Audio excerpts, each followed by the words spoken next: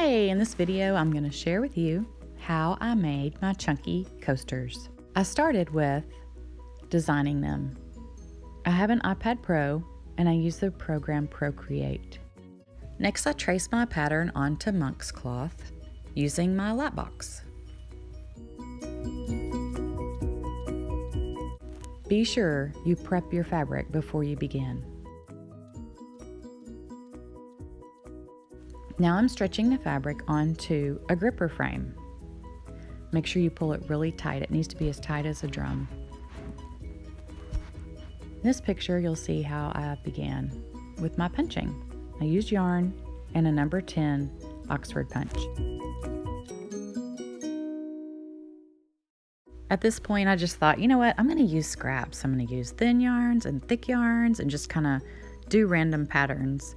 And it was fun, just being free.